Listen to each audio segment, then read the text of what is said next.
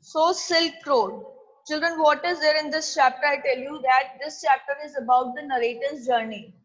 Okay, and where was the narrator going? The narrator was going from to Mount Kailash. Okay, so it is about this chapter is about the journey from the narrator's journey from the slopes of Rava, R-A-V-A, or R-A-V-U. Ravu is a place, okay, to Mount Kailash. Okay, why he was going there? To complete his Pora. Pora means meditation. Okay, to complete his meditation, he was going there. So what all he saw, what all things he saw in between, the beauty of the nature, that all he had described in this chapter. Fine.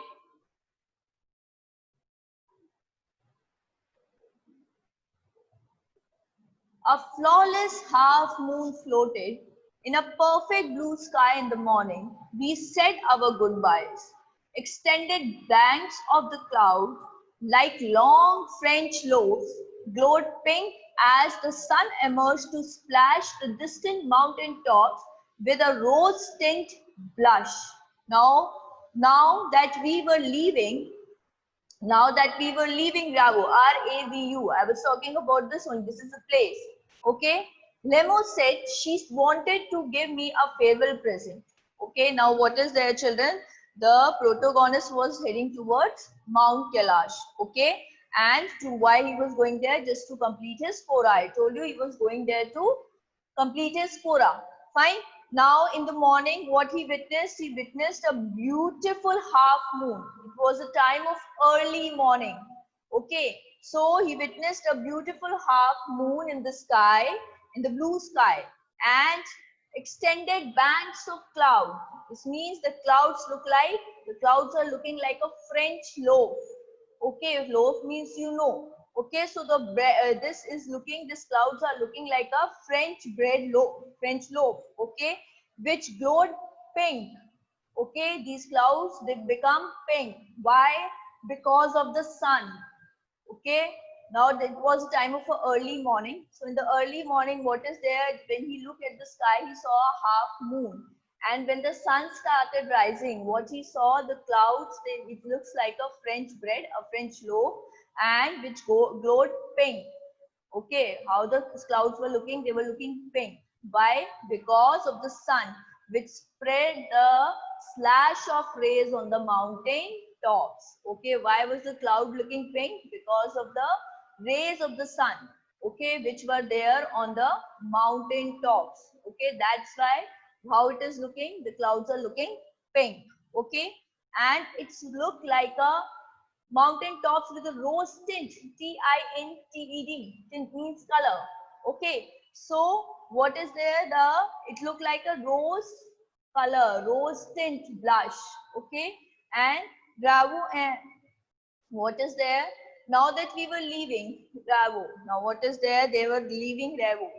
Fine. Lemo said, she's a female. She is the friend of our narrator.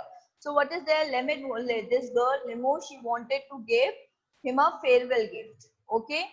One evening, I told her through Denil. Denil is another friend of a narrator. Fine.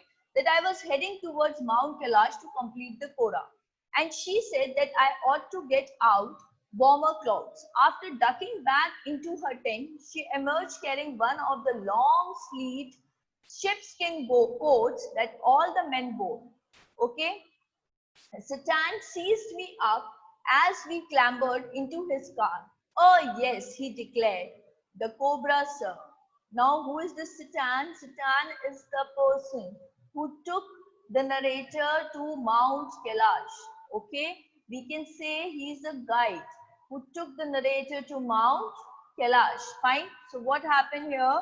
That one evening when the protagonist passed a message to this girl Lemo through Denel.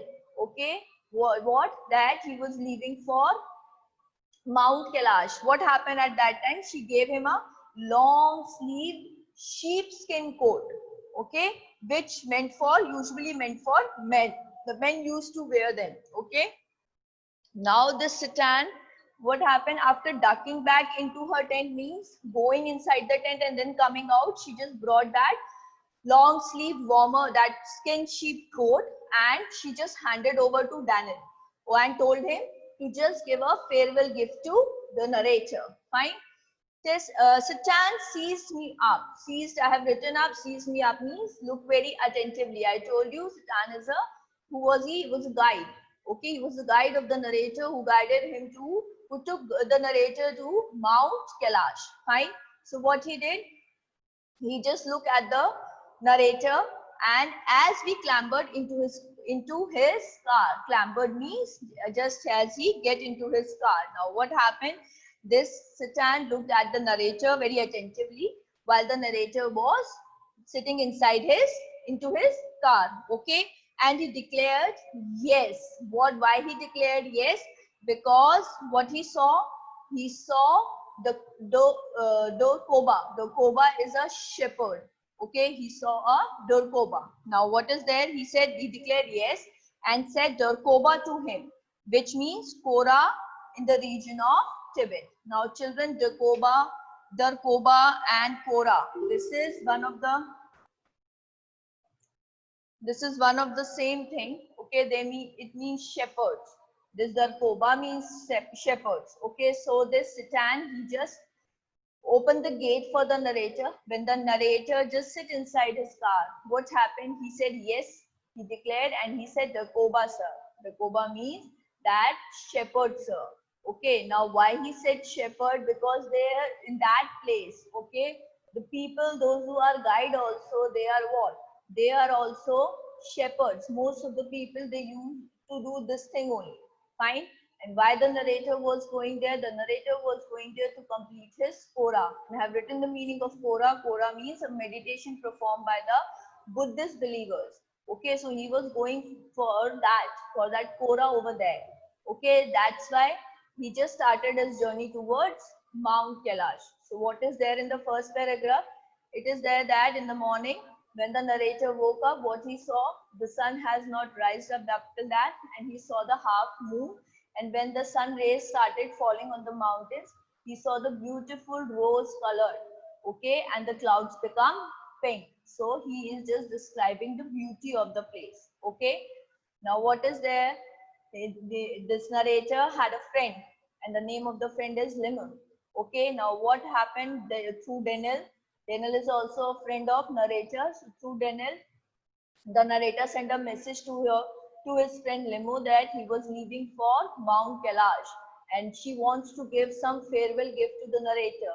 So what she did, she just go inside her tent and bring a long sleeve sheepskin coat, okay, which was usually wear by the men only. That was meant for men only. Okay, and he told Daniel to present this gift as a farewell gift to whom? To the narrator. Fine. Now, this Satan, I told you, this Satan is the person who guided the narrator. Fine. So, when narrator sat into his car, he said, yes, sir, shepherd. The boka is shepherd. He said in the language of Tibetan, the boka means shepherd. So, he said, yes, sir, shepherd. It means, yes, I am also a shepherd. Fine. We took a shortcut to get off to Changtang. Satan knew a route that would take us to southwest, almost directly towards Mount Kailash. It involved crossing several fairly high mountain passes, he said. Now what is there? This person, they took a shortcut. Okay, what they took? This narrator and the Satan. Okay, they both took a shortcut, and where they were going towards Kailash, Mount Kailash. Fine. So his driver is Satan only. He knew the short route. Okay, he knew the short route which took them to southwest towards Mount Kailash. Okay, it involved crossing several fairly high mountain passes, he said. Now, what does this person said? This Satan said. He said that he told him that he can reach, that they had to pass a lot of high mountain passes. Okay, they will cross a lot of high mountain passes until and unless they reach Mount Kailash. Okay, he said, but no problem, sir, he assured us. If there is no snow, Oh, now what he said, what does this Satan said? He told him that they can reach the destination only if there is no sir, no snow. What he said that sir, see, for going to Mount Kailash, we have to pass so many high mountain passes. Okay, we will come across to so many high mountain passes, but we can reach Mount Kailash without any difficulty if there is no snow on our way. Okay, what was likelihood of that, I asked. Now the writer asked that if we found snow, then, and what is the possibility that we will find snow over there? Okay, not knowing sir until we get there. Now what did the Satan said? He said that sir, I don't know if we found snow over there or not, because until unless we reached there to that top, then only we came to know that the snow was there or not. So it means while going to Mount Kailash, okay, they have only one problem, that is snow. Okay, if they found snow in between their route, then it will be a problem for them. Fine. From a gentle rolling hills of Rava, the shortcut took us across vast open plains with nothing in them except a few grazes that would look up from the nibbling, the arid pastures, and fawn before bounding away into the void. Now, what is there, children? Now, the route was filled with open plains. When they were going through a shortcut, they were going towards Mount Kailash. So, what they found, the route was filled with open plains. Okay, and what were there? There were grazes. Now, I told you GAZELLES. Gazelles is an Asian and African mammals, okay, with large eyes, okay, that moves quickly. Fine. So they can found that animals over there, and what they were doing, these animals were eating grass from the land. Now, what the narrator has described the land also. He said that nibbling the arid pasture from the fawn before bonding away into void. Okay, nibbling means taking small bites. So these animals, these gazelles, they were eating the grass from the land, and that land had little rain. Okay, we can say that there is, what is this? Arid, I told you, arid is a, when there is a drought, a season of drought. So he said that there is a little rain and disapproved while hoping back in the void. VOID. Okay, void means children, it void means completely empty. So they what they saw that the land was completely empty. It means that it had little rain. Okay, that's why these animals are taking a small bite of the grass. Okay, further on, where the plains become more stony than grassy, a great herd of wild ass came into a view. Now, what happened, children? That now, as they move forward, what they saw, a large group of wild ass appeared. Fine. As they moved towards the stony area, they found that a wild ass, okay, a large group of wild ass they saw. Satan told us we are approaching them long before they appeared. Kivan. Now, what is there? And this Satan, okay, he pointed out to the huge pile of dust. Now what is he doing here? He just pointed out towards the huge pile of dust. He was not talking here about the wild ass, okay, he was talking about the huge pile of dust, and he pointed towards it. And what he said that this, we pointed out at a huge pile of dust, and which he called as Kyang, Kyang. Okay, that pile of dust in the Tibetan language is called Kyang. So he said that he's pointing towards a far off pile of dust. Okay, so they can see a we can see a huge pile of dust. They can see a far away, and this is Satan.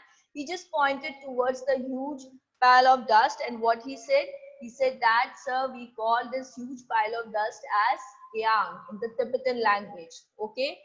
When we drew near, I could see the herd dropping in masses, wheeling and turning in tight formation as they were practicing maneuvers to some predetermined course. Flames of dust boiled into the crisp, clean air. Now, what is there? The writer is saying that when they drew near the destination, okay, what they saw, they could see a large group of animals, okay, and the animals, what are they doing? They are progressing in a fast, means they are increasing fast, and they were moving in an uncontrollable manner. Okay, like they were doing some military exercise. Okay, children. Now maneuvers means military exercise. So these animals, when they were what? They were roaming on the road. Okay, when they moved forward, they saw that a large group of animals, they were moving in a group and they were moving on the road and they were increasing. Okay, fine. And just like what they were doing, they were running here and there very fast as like they were doing some military practice. Okay, now trials of dust. Last line here is clumps of dust boil into the crisp clean air. So now up till now the writer can see the clean air, but what happened when they reached near the pile of the dust? What they saw that the dust filled the air. Clean air was filled with the dust. Okay, so this is how he is explaining his journey. Okay. As the hill started to push up once more from the rocky wilderness, we passed solitary Dobergs tending rear forks. Now, what is there as they move towards the rocky area? What they came across the private Koras. Okay, these Dobergs, and what they were doing, they were nurturing their group of sheep. Okay, they can find the shepherds over there. Sometimes men, sometimes women. These well-wrapped figures would pause and stare at our car, occasionally waving us when we passed. Now, what is this? Both men and women, they were staring at their car. Okay, and some waved them also. Fine. When the track took us close to their animals, the sheep would take evasive actions, veering away from the speeding vehicle. Now, what is there, children? As they move closer to the animals, to the sheep, what happened? The sheep would take a slippery path. Okay, when the car came near the group of sheep, what did the sheep do? They just took a slippery path and would suddenly move into another direction. Okay, that is from away from the car. We passed Norman's dark tents pitched in a splendid isolation, usually with a huge black dog, a Tibetan Mastiff, standing guard. These beasts would cook their great big heads when they become aware of our approach and fix us in their slides. As we continue to draw closer, they would explode into action, speeding directly towards us like a bullet from a gun and nearly as fast. Now, what happened when they moved little farther? What they found? They witnessed a normal tents, and what was there with the tents, which were dark in color, okay, and in a complete isolation. And what else they found? They found a black Tibetan dog. Okay, they were standing as a guard in front of that tents. Okay, and they fixed their gaze. Okay, when the car came near, what happened? These dogs, they just fixed their gaze on the car, on the approaching car, and they ran behind them. They ran behind the narrator's car as it is a bullet fired from the gun. So what is there, children? When they move forward, first of all, they saw that they in the rocky areas, when they started moving, they found there were shepherds. Okay, and men and women, they were staring at their car and occasionally waving them also. Fine. And when they just came near to the group of sheep, what they did, these sheep just took a different direction and they started moving towards the slippery path away from the car. Now when they moved a little further, what they found dark tents. They are in a complete isolation, and in the front of the tents, there what was standing, the black Tibetan dogs were standing. Okay, they were just looking like a beast. And what is there, when the car approaching towards them, they just fixed the gaze on the car. Okay, and when just the car came nearer to them, what did these dogs do? They started running. Excuse me. They started running behind the car. Okay, and they were running at a very fast speed. Now here the writer has compared the speed with the bullet. Okay, just like a bullet used to come out from the gun, the similar way these dogs are also running very fast behind the car of the behind the car of the writer. Okay.